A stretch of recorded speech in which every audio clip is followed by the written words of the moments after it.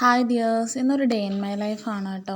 അപ്പോൾ രാവിലെ എഴുന്നേറ്റ് വരുമ്പോൾ നല്ല സൂര്യനിങ്ങനെ ഉദിച്ച് നിൽക്കുന്നതിൻ്റെ വെട്ടം നല്ല പോലെ നമ്മുടെ വീടിൻ്റെ ഉള്ളിലേക്ക് കയറുന്നുണ്ട്. അതുകൊണ്ട് ഒരു പാളി മാത്രമേ തുറന്നിട്ടിട്ടുള്ളൂ.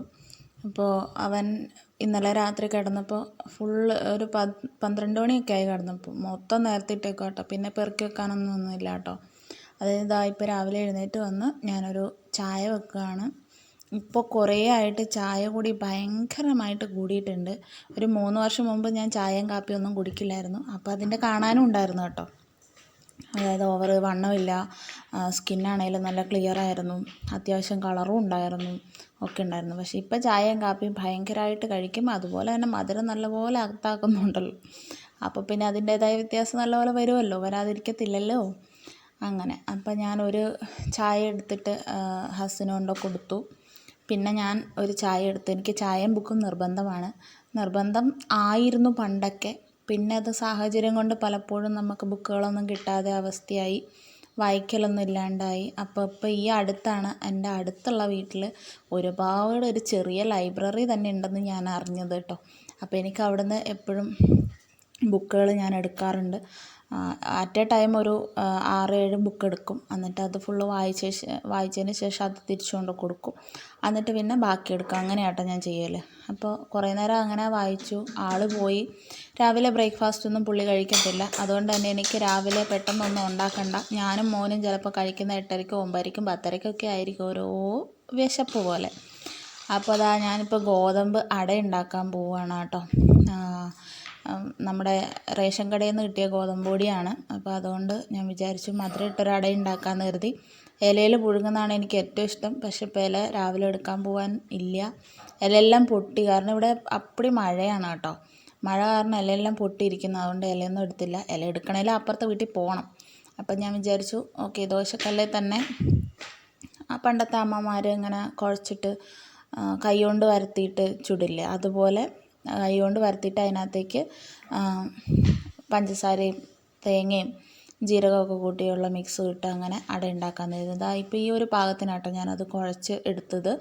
ഓവർ അങ്ങനെ വെള്ളം പോലെയല്ല, നമുക്ക് കൈ കൊണ്ട് ഇങ്ങനെ ഉരുട്ടിയിട്ട് എടുത്ത് കല്ലിൽ വെച്ച് പരത്തിയെടുക്കാൻ പറ്റുന്ന തരത്തിൽ ആണ് ഞാനത് കുഴച്ചെടുത്തത് കേട്ടോ. അപ്പോൾ ഞാൻ കുഴച്ചപ്പോൾ നമ്മൾ തേങ്ങ പൊട്ടിച്ചതിൻ്റെ തേങ്ങാവെള്ളമാണ് ആദ്യം ചേർത്തത്. അതിന് ശേഷം കുറച്ച് പച്ചവെള്ളവും ഉപ്പും ഒക്കെ കൂടി ചേർത്താണ് ഗോതമ്പിൻ്റെ പൊടി മാവ് റെഡിയാക്കിയത് കേട്ടോ. അപ്പോൾ അങ്ങനെ ഞാൻ 2 അട ചുട്ടെടുത്തു. ഇപ്പോൾ ഈ ചുട്ടെടുക്കുന്ന സമയത്ത് മോൻ വീട്ടിലില്ല കേട്ടോ. അവൻ അച്ഛൻ പോയ പോക്കിന് ഡോറ് തുറന്ന സമയത്ത് അപ്പുറത്തെ വീട്ടിലേക്ക് ഓടി. അമ്മമ്മയുണ്ട് അവിടെ. അതായത് നമ്മുടെ അമ്മമ്മയല്ല, അപ്പുറത്തെ വീട്ടിലെ നെയ്ബറാണ്. അവിടെ ഒരു പ്രായമായ അമ്മയുണ്ട്. അപ്പം ഞങ്ങൾ അമ്മമ്മ എന്നാണ് വിളിക്കുന്നത്. അവനും പുള്ളിക്കാരത്തിയായിട്ട് ഭയങ്കര കൂട്ടാണ്. അപ്പോൾ ഡോറ് തുറക്കാൻ പറ്റില്ല ഇവിടെ. ഡോറ് തുറന്നാൽ ഉറപ്പായിട്ടും അങ്ങോട്ട് ഓടും. അപ്പോൾ അങ്ങനെ ഓടിയിട്ടാണ് ഉള്ളത്. അപ്പം ഞാൻ പിടിച്ചു വെച്ചപ്പോൾ അമ്മമ്മ പറഞ്ഞു നീ വിട്ടേക്ക്, കുറച്ച് കഴിയുമ്പോൾ ഞാൻ വിടാമെന്ന് പറഞ്ഞു. അപ്പോൾ ആ ഒരു സമാധാനത്തിലാണ് ഞാനിവിടെ വന്ന് നിന്നിട്ട് ഈ അട ഉണ്ടാക്കുന്നത്. അല്ലെങ്കിൽ എൻ്റെ പുറകെ വാലെ കരഞ്ഞുകൊണ്ട് കാണാൻ കേട്ടോ. അപ്പോൾ 2 അടയുണ്ടാക്കി, ഒപ്പം ഒരു പാൽ ചായ വെച്ചു. ഞാൻ ആദ്യം വിചാരിച്ചു ഒരു 11:30 ഒക്കെ ആകുമ്പം ചായ വെക്കാമെന്ന്. പിന്നെ ഞാൻ ഓർത്തു വേണ്ട, ഇപ്പം ഉണ്ടാക്കി വെക്കാം.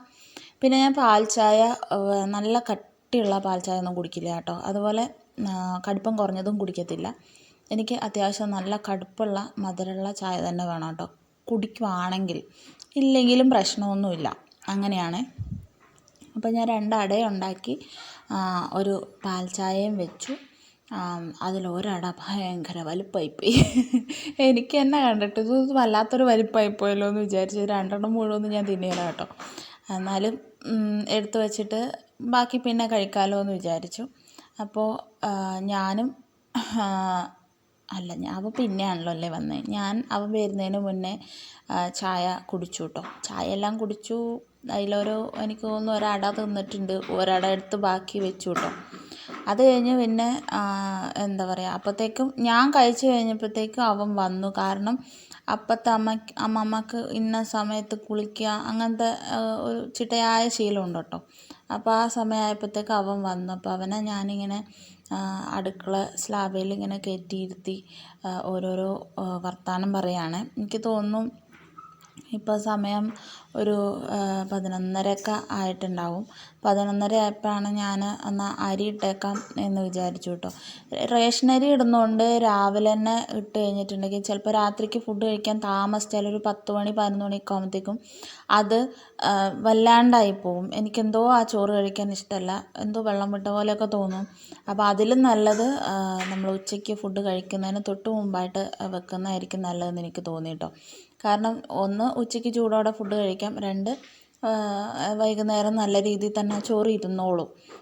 ചിലപ്പോൾ ഒരു നേരമായിരിക്കും കഴിക്കുക, അല്ലെങ്കിൽ ചിലപ്പോൾ ഒരു 2 നേരം മാത്രമാണ് ചോറ് കഴിക്കുക കേട്ടോ. അപ്പോൾ കറക്റ്റ് ടൈമിൽ വെക്കുകയാണെങ്കിൽ അതായിരിക്കും നല്ലത്. പിന്നെ 2 ദിവസത്തോളമായിട്ട് നടുവേദനയൊക്കെ കാരണം എന്താ പറയുക, പകുതിയും റെസ്റ്റ് എന്നൊന്നും പറയില്ല, എന്നാലും വലിയ വലിയ ക്ലീനിങ്ങും കാര്യങ്ങളും ഒന്നും തന്നെ ഇല്ലായിരുന്നു കേട്ടോ. അപ്പോൾ ഇപ്പോൾ ജനലിൻ്റെ അവിടെയായിരുന്നു ഈ പാത്രം വെക്കുന്ന മറ്റേ സ്റ്റാൻഡൊക്കെ കെട്ടി വെച്ചിട്ടുണ്ടായിരുന്നത്. ആദ്യം ഞാൻ സ്ലാബേലായിരുന്നു വെച്ചിരുന്നത്.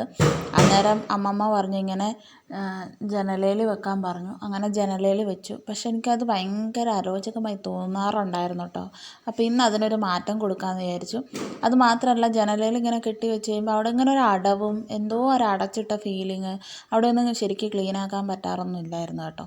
അപ്പോൾ ഇന്ന് ഞാനിങ്ങനെ വിചാരിച്ചു അതെല്ലാം ക്ലീനാക്കിയിട്ട് അടുപ്പിൽ നമ്മൾ ഒരടുപ്പ് മാത്രം, ഇപ്പുറത്തെ സൈഡിലെ അടുപ്പ് മാത്രം ആണ് കത്തിക്കലുള്ളൂ.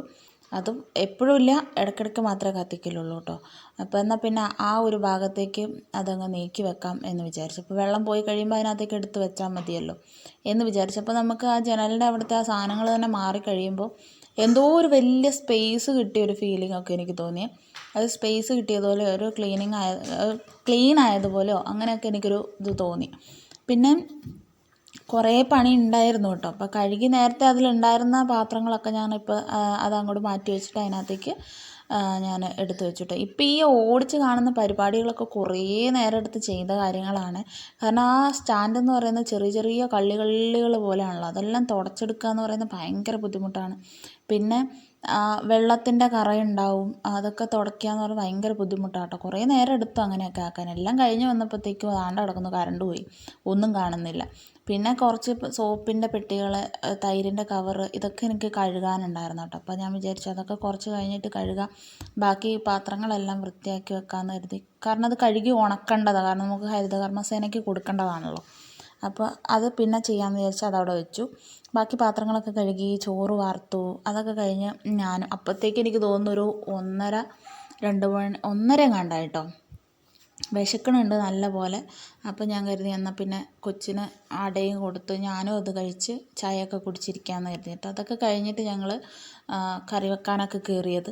കറി വെക്കാൻ വലിയ കാര്യമായിട്ടൊന്നും ഉണ്ടാക്കുന്നില്ല, നല്ല വിശപ്പുള്ളത് കൊണ്ട് തന്നെ എനിക്ക് തോന്നുന്നു ഒരു 3:30 സമയമായിട്ടുണ്ട്. കാരണം ഞങ്ങൾ അട കഴിച്ച് കഴിഞ്ഞിട്ട് ഞാൻ ഇവനെ കൊണ്ടൊന്ന് കിടന്നായിരുന്നു കേട്ടോ. കിടന്നത് ഉറങ്ങാനല്ല, എൻ്റെ മോൻ ഇപ്പോഴും പാല് കുടിക്കുന്നതാണ് കേട്ടോ. അപ്പോൾ അവൻ ആവശ്യപ്പെടുമ്പോഴൊക്കെ നമ്മളങ്ങനെ കൊടുക്കണമല്ലോ. അങ്ങനെ തന്നെ കുറേ സമയം പോകും. അങ്ങനെ അത് കഴിഞ്ഞൊരു 3:30 ആയ സമയത്ത് ഞാൻ ക്യാരറ്റ് അരിഞ്ഞിട്ടൊരു ഉപ്പേരി വെച്ചു. പിന്നെ നമ്മുടെ തേങ്ങയും പച്ചമുളകും സവോളയും ഉപ്പും മാത്രം ഇട്ടിട്ട് ഒരു ചമ്മന്തി ഉണ്ടാക്കി കേട്ടോ. അതിങ്ങനെ അരയ്ക്കൂല, ഇങ്ങനെ ചതച്ചെടുക്കുകയുള്ളൂ കേട്ടോ. ഓവറായിട്ട് അരച്ച് കഴിഞ്ഞാൽ അത് തിന്നാൻ വലിയ ടേസ്റ്റൊന്നുമില്ല. അതല്ലാതെ അത് ചതച്ചെടുത്ത് കഴിയുമ്പോൾ ആ ചമ്മന്തി കഴിക്കാൻ ഒരു പ്രത്യേക ടേസ്റ്റാണ്. അത് പച്ചമുളകിന് പകരം ശരിക്കും കാന്താരി മുളകിട്ട് അരയ്ക്കുമ്പോഴാണ് അതിൻ്റെ എന്താ പറയുക, നല്ലൊരു രുചി അതിനുണ്ടാവുക കേട്ടോ. പണ്ട് ഞങ്ങൾ സ്കൂളിലൊക്കെ പഠിച്ചിരിക്കുന്ന സമയത്ത് അമ്മ ഞങ്ങൾക്ക് മിക്കപ്പോഴും ആക്കിയിട്ട് ടിഫിൻ ബോക്സിലൊക്കെ ആക്കുമായിരുന്നു. എനിക്ക് തോന്നുന്നു ഞങ്ങൾക്കല്ല ഏറ്റവും കൂടുതൽ, എൻ്റെ അനിയനാണ് ഏറ്റവും കൂടുതൽ അങ്ങനെ വെച്ച് കൊടുത്തിട്ടുള്ളത്. കാരണം അവന് ഒരു കറിയും മര്യാദയ്ക്ക് കഴിക്കുകയില്ലായിരുന്നു കേട്ടോ. അവന് ഈ ചമ്മന്തിയൊക്കെ ആയിരുന്നു പ്രിയം. അത് പുളിയൊക്കെ ഇട്ട് അരയ്ക്കുന്നതിനോട് വലിയ പ്രിയമില്ല, ഇതിനോടായിരുന്നു പ്രിയം കേട്ടോ.